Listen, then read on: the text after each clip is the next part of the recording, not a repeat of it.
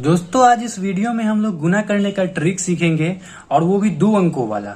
तो आप लोग इस वीडियो में शुरू से अंत तक बने रहिएगा ताकि ये जो गुना करने का जो ट्रिक है वो आप क्वेश्चन बनाने में उसको अप्लाई करके और जल्दी से कैलकुलेशन करने में आपको मदद करेगा। तो आप लोग वीडियो के बिल्कुल शुरू से और अंत तक बने रहिएगा।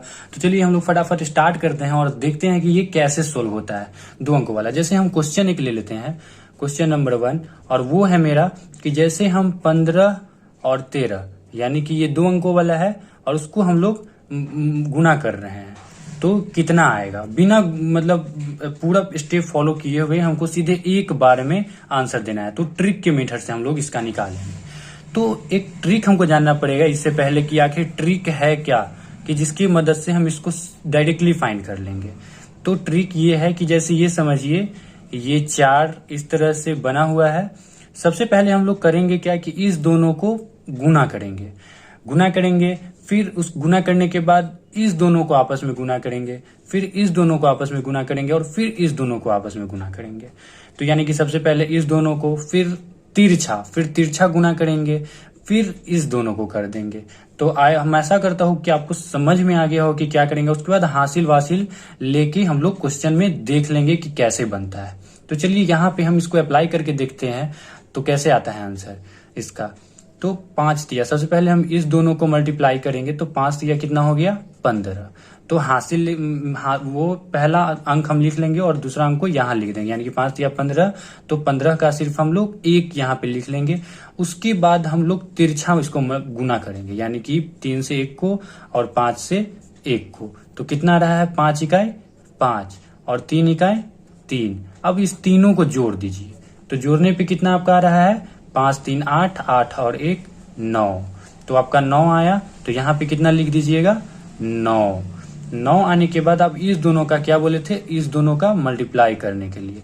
तो कितना आया 1 इकाई 1। तो आपका आंसर ये एकदम कंफर्म है, यानी कि 195 आपका आंसर हो गया। तो चलिए इसी तरह हम दूसरा क्वेश्चन अब में अप्लाई करके बताएंगे। तो दूसरा क्वेश्चन है आपका 24 और हम ले लेते हैं यहाँ पे 18।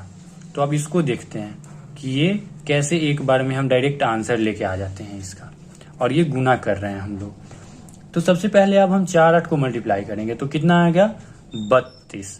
तो हम लोग यहाँ पे इसके जो इकाई स्थान पे है वो यहाँ पे लिख लेंगे और इसको हम ले लेंगे यहाँ पे। अब चलिए अब हम क्या बोले थे, तिरछा गुना करना है इसको, यानी कि इससे इसको और इससे इसको। तो कितना आ रहा है 4 इकाई 4 और 8 दूनी 16। अब इस सब को प्लस कर दीजिए तो कितना आ रहा है 6 4 10 3 13 और 1 1 2, यानी कि 23 आ रहा है। तो हम लोग यहाँ पे लिख देंगे 3, यानी कि यहाँ भी अब हम 23 का, यानी कि 23 का इकाई स्थान लिखेंगे। अब 2 यहाँ पे हम लोग फिर ले लेंगे, तो 2 यहाँ पे हम फिर ले लेंगे तो यहाँ लिखेंगे 2। अब चलिए तो 2 लेंगे तो अब फिर क्या बोले थे, उसके बाद हमको क्या करना है 2 और 1 में गुना करना है। तो 2 इकाई कितना होता है 2। तो फिर अब 2 यहाँ हासिल था तो 2 उसमें हम जोड़ देंगे। तो दोस्तों कितना आया 4 आया। तो यहाँ पे कितना आ जाएगा 4। तो आंसर आपका यही होने वाला है। तो आप लोग भी इस ट्रिक को अपना के आप खुद भी बना सकते हैं।